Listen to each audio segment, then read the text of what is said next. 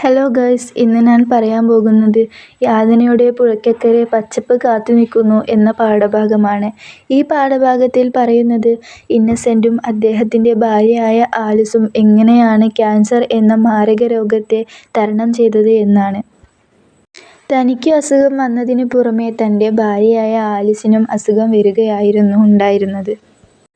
In situ എന്ന രോഗമായിരുന്നു ആലിസിനെ പിടിപെട്ടത്. അത്ര പെട്ടെന്നൊന്നും കണ്ടുപിടിക്കാൻ കഴിയാത്ത ഒരു രോഗമായിരുന്നു അത്. മാമോഗ്രാം എടുക്കാൻ തോന്നിയതുകൊണ്ടാണ് ആ അസുഖത്തെക്കുറിച്ച് അറിയാൻ പറ്റിയത് എന്നാണ് ഗംഗാധരന്റെ ഭാര്യ ചിത്രധാര പറഞ്ഞത്. ചില ടെസ്റ്റുകളും അവർക്കുണ്ടായിരുന്നു. അതിന് ശേഷം ആലിസിനെ മുറിയിലേക്ക് കൊണ്ടുവന്നു. 48 മണിക്കൂർ മുമ്പ് ആ കിടക്കയിൽ കിടന്നിരുന്നത് ഇന്നസെന്റ് ആയിരുന്നു. ഇപ്പോൾ ഇന്നസെന്റ് ഇരുന്ന സ്ഥലത്ത് ആലിസാണ് കിടക്കുന്നത്. ഇപ്പോൾ നേരെ തിരിച്ച്. രോഗത്തിന് മാത്രം മാറ്റമല്ല. അതായത് ഇന്നസെന്റ് പറയണത് ഇന്നസെന്റിന്റെ അതേ അവസ്ഥയിൽ ഇപ്പോൾ ഇരിക്കുന്ന ആലിസാണ്. രോഗത്തിന് മാത്രം മാറ്റമല്ല. അതായത് ഇന്നസെന്റ് ഒക്കെ ഒരു തമാശ രൂപത്തിൽ ചിത്രീകരിക്കാൻ ആഗ്രഹിക്കുന്ന വ്യക്തിയാണ്. അതുകൊണ്ടാണ് ഇന്നസെന്റ് അങ്ങനെ പറയുന്നത്. അന്നു പകൽ ഇന്നസെന്റ് തന്റെ സൗത്ത് ആഫ്രിക്കയിലും അമേരിക്കയിലുമുള്ള പല സുഹൃത്തുക്കൾക്കും വിളിച്ചു.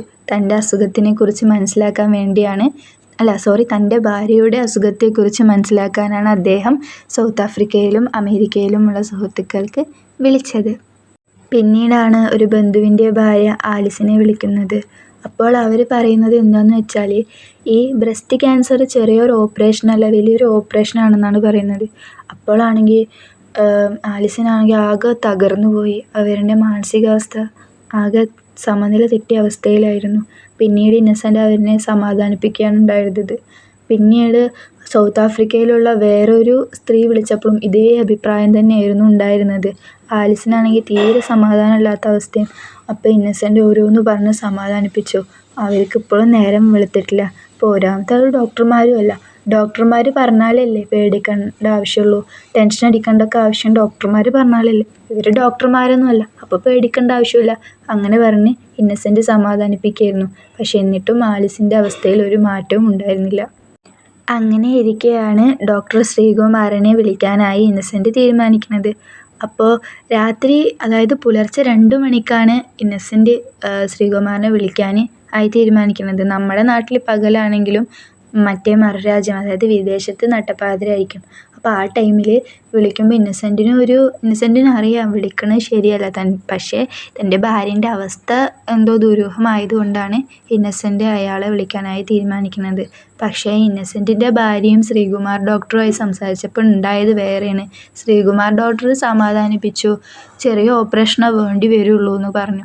പക്ഷേ ഇന്നസെന്റിന്റെ ഭാര്യ തിരിച്ച് ദേഷ്യപ്പെട്ട് മറുപടി പറഞ്ഞത്, ചെറിയ ഓപ്പറേഷൻ ചെയ്ത് പിന്നെ എനിക്ക് അസുഖം വന്നാൽ നിങ്ങൾ സമാധാനം പറയുമോ എന്നാണ് അയാളോട് ചോദിച്ചത്.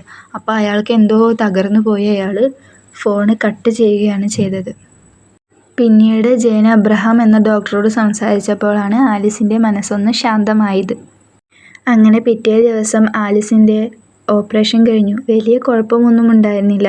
പിന്നീട് അവർ റേഡിയേഷന് വേണ്ടി പോവാനായി തീരുമാനിച്ചു. അങ്ങനെ ഇന്നസെന്റും ആലിസും അടങ്ങുന്ന ആ സന്തുഷ്ട ക്യാൻസർ കുടുംബം എല്ലാ ദിവസവും രാവിലെ എഴുന്നേറ്റ് എറണാകുളത്തേക്ക് റേഡിയേഷന് പോയി തുടങ്ങി. അപ്പോൾ ആ വാക്കിൽ തന്നെ ഉണ്ട്, ഇന്നസെന്റ് ഇതിനൊരു തമാശ രൂപത്തിലാണ് കണ്ടത്. എല്ലാം ഒരു തമാശ രൂപത്തിൽ നേരിടാനാണ് ഇന്നസെന്റിന് കൂടുതൽ താല്പര്യമുണ്ടായിരുന്നത്. അപ്പോൾ ഒരു ദിവസം അവിടെ പോയി വരുന്ന വഴി അവർ ഒരിടത്ത് ചായ കുടിക്കാൻ ഇറങ്ങുകയുണ്ടായി. അവിടെ മലപ്പുറം ഭാഗത്തു നിന്നും വന്ന ഒരു കുടുംബത്തിനെ അവർ കണ്ടു. ഭാര്യയും ഭർത്താവും 2 കുട്ടികൾ അടങ്ങുന്ന കുടുംബമായിരുന്നു. അവർ ഇന്നസെന്റിനെ കണ്ടതിന് ശേഷം ഇന്നസെന്റിന്റെ അടുത്തോട്ട് പോയി ചിരിച്ചു, കുറേ സംസാരിച്ചു. അങ്ങനെ ചേർന്ന് നിന്ന് ഫോട്ടോ എടുക്കലൊക്കെ ഉണ്ടായി. പിന്നീട് രണ്ടാൾക്കും ക്യാൻസർ ആണെന്ന് പറഞ്ഞപ്പോൾ ആ ഭാര്യ ഭർത്താവിന്റെ മുഖത്തോട്ട് നോക്കുകയുണ്ടായി. അപ്പോൾ അത് കണ്ട് ഇന്നസെന്റ് മനസ്സിലാക്കിയത് രണ്ടാളും നിങ്ങൾ എന്ത് ഭർത്താവാണ് എന്നുള്ളതായിരുന്നു. അതായത് അവർ റേഡിയേഷൻ ഇത്രയും പൈസ ചിലവാക്കിയിട്ടല്ലേ പോകുന്നത്, നമ്മളൊന്നും ചെയ്യുന്നില്ല എന്ന അവസ്ഥയിലായിരുന്നു നോക്കിയത്. അപ്പോൾ ഈ കാര്യം ആലിസിനോട് പറഞ്ഞപ്പോൾ ആലിസ് ചിരിക്കുകയാണ് ഉണ്ടായിരുന്നത് അത് കേട്ടപ്പോൾ. എത്ര കാലമായി ഈ ചിരി കണ്ടിട്ട്. സ്വന്തം വീട്ടിൽ ചിരിപ്പിക്കാൻ സാധിക്കാത്ത ഞാൻ നാട്ടുകാരെ ചിരിപ്പിച്ചിട്ട് എന്ത് കാര്യം എന്നാണ് ഇന്നസെൻ്റ് പറയണത്. അങ്ങനെ ഒരു സന്തുഷ്ട ക്യാൻസർ കുടുംബമായി അവർ രണ്ടാളും റേഡിയേഷന് പോയി തുടങ്ങുകയാണ് ചെയ്തത്. പിന്നെ അവരതൊരു സ്ഥിരം പോലെ ആയി. അത് നിത്യജോലി പോലെ എല്ലാ ദിവസവും റേഡിയേഷന് പോവുക അങ്ങനെയുള്ളതൊക്കെ. മറ്റുള്ളവരിങ്ങനെ ദയനീയമായിട്ട് ഇന്നസെൻറ്റിനെയും ഭാര്യനെയും നോക്കുമ്പോൾ അവർ പക്ഷെ അത് അവർ ജീവിതം ആസ്വദിക്കുന്ന ഒരു നിമിഷമായിരുന്നു അത്. മറ്റുള്ളവർക്ക് എന്തൊക്കെയാണെങ്കിലും അവർക്ക് ഇതിനെ തരണം ചെയ്തേ മതിയാവും. കാരണം അങ്ങനത്തെ ഒരു ജീവിത സാഹചര്യമാണത്. കാരണം അവർക്ക് ജീവിതം തിരിച്ചു പിടിച്ചേ പറ്റൂ. യാതനയുടെ പുഴയ്ക്കക്കരെ ജീവിതത്തിൻ്റെ പച്ചപ്പ് കാത്തു നിൽക്കുന്നുണ്ട്. ആ വാക്കിൽ തന്നെ ഉണ്ട്. അതായത് നമ്മൾ എത്രത്തോളം ബുദ്ധിമുട്ടിയാലും പിന്നീട് നമുക്കൊരു നല്ല കാലം ജീവിതത്തിൽ കാത്തിരിക്കുന്നുണ്ട് എന്നാണ് ഇന്നസെൻ്റ് ഈ വരിയിലൂടെ പറയുന്നത്. അത് ഞങ്ങൾക്ക് ആസ്വദിക്കണം. കാരണം ജീവിതത്തിൽ ഓരോ നിമിഷവും ആസ്വദിക്കണം എന്നൊരാശയമാണ് ഇന്നസെൻ്റ് ഈ വരികളിലൂടെ നമ്മളിലേക്ക് എത്തിച്ചു തരുന്നത്. തൻ്റെ കൊച്ചുമക്കൾക്ക് 17 വയസ്സാവുന്നവരെ കാണണമെന്നാണ് ഇന്നസെൻറ്റിൻ്റെ ആഗ്രഹം. അവർ വൈകി വീട്ടിലെത്തുമ്പോൾ ഒന്നും അറിയാത്ത മുത്തശ്ശനെ പോലെ കുറേ അവരെ ചീത്ത പറയണമെന്നൊക്കെയായിരുന്നു ഇന്നസെൻറ്റിൻ്റെ ആഗ്രഹം. അങ്ങനെ ഇവർക്ക് ക്യാൻസറാണെന്നറിഞ്ഞ ഇവരുടെ ഒരു അതിഥി പറയുകയുണ്ടായി, എന്തായാലും ഇന്നസെൻറ്റിനും ആലിസിനും വല്ലാത്ത മനപ്പൊരുത്തമാണ്. അതുകൊണ്ടാണ് തങ്ങൾക്ക് രണ്ടാൾക്കും ഒരുപോലെ ക്യാൻസർ വന്നത് എന്ന് പറയുകയുണ്ടായി. അത് കേട്ടപ്പോൾ ഇന്നസെൻ്റ് പറഞ്ഞത്, എന്തായാലും ആലിസിന് ക്യാൻസർ വന്നത് നന്നായി.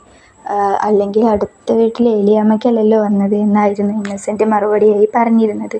അങ്ങനെ ഇവരെ കാണാനായി ഒരു കൂട്ടം, ഇന്നസെൻറ്റിന് മാത്രമായി ആദ്യം ക്യാൻസർ വന്ന സമയത്ത് ഒരു കൂട്ടം കന്യാസ്ത്രീകൾ ഇന്നസെൻറ്റിൻ്റെ വീട്ടിൽ വന്ന് എപ്പോഴും പ്രാർത്ഥിക്കുമായിരുന്നു. അപ്പോൾ ഇന്നസെൻ്റ് പറയുകയാണ്, അവർ പ്രാർത്ഥിച്ചതിൻ്റെ ഫലമായാണ് എൻ്റെ ഭാര്യ ആലിസിനും കൂടി ക്യാൻസർ വന്നത്. കാരണം ആ സമയത്ത് ഇന്നസെൻ്റ് തമാശയ്ക്ക് പറയുമായിരുന്നു, എല്ലാവരും പ്രാർത്ഥിച്ച് ഇനി അവസാനം പ്രാർത്ഥന ബാക്കി വന്ന് അത് ഫ്രിഡ്ജിൽ കൊണ്ടുവയ്ക്കേണ്ട അവസ്ഥ വരുമോ. അതായത് ഒക്കത്തിനെ ഒരു തമാശ രൂപത്തിലായിരുന്നു ഇന്നസെൻ്റ് കണ്ടിട്ടുണ്ടായിരുന്നത്. അതായത് ഫ്രിഡ്ജിൽ വെക്കേണ്ടി വന്നു കഴിഞ്ഞാൽ ആ പ്രാർത്ഥന നമുക്ക് വേറെ ആൾക്ക് കൊടുക്കാമല്ലോ. അതായത് ഇനി ആർക്കെങ്കിലും ആ അസുഖം വന്നു കഴിഞ്ഞാൽ അവർക്ക് ആ പ്രാർത്ഥന കൊടുക്കാമെന്ന തമാശ രൂപത്തിൽ ഇന്നസെൻ്റ് പറയുകയുണ്ടായി. അപ്പോൾ ഇന്നസെൻ്റ് പറയുകയാണ്, അതേ അവസ്ഥ എൻ്റെ ഭാര്യ ആലിസായി വന്ന് ആലിസിന് ആ അസുഖം വന്നു കഴിഞ്ഞു. അതായത് താൻ ഒരിക്കലും പ്രതീക്ഷിക്കാത്ത കാര്യമാണ് ജീവിതത്തിൽ സംഭവിക്കുന്നത് എന്നാണ് അദ്ദേഹം പറയുന്നത്. പിന്നെ അവസാനം അദ്ദേഹം പറയുകയാണ്, പ്രാർത്ഥനകൾ വിഫലമാകുന്നില്ല, ആരൊക്കെയോ എവിടേക്കോ അത് കേൾക്കുന്നു എന്നതാണ് അദ്ദേഹം അവസാനമായി പറഞ്ഞ് ഈ പാഠം നിൽക്കുന്നത്. അതായത് ഇന്നസെൻ്റ് ഈ പാഠഭാഗത്തിലൂടെ നമ്മളിലേക്ക് എത്തിച്ചു തരുന്നത്, നമ്മുടെ ജീവിതം എന്നത് തന്നെ ഒരു പരീക്ഷണമാണ്. ദൈവം നമ്മളെ പല രീതിയിൽ പരീക്ഷിക്കും. അപ്പോൾ നമ്മളത് ഒരു ചെറുപുഞ്ചിരിയോടെ ഓരോ നമ്മുടെ ദുരിതങ്ങളും തരണം ചെയ്യണമെന്നാണ് ഇന്നസെൻ്റ് നമ്മൾക്ക് ഇതിലൂടെ എത്തിച്ചു തരുന്ന ആശയം. അപ്പോൾ നന്ദി. അപ്പോൾ എൻ്റെ ക്ലാസ് ഇഷ്ടമായ സബ്സ്ക്രൈബ് ചെയ്യുക, ഷെയർ ചെയ്യാനും മറക്കരുത്.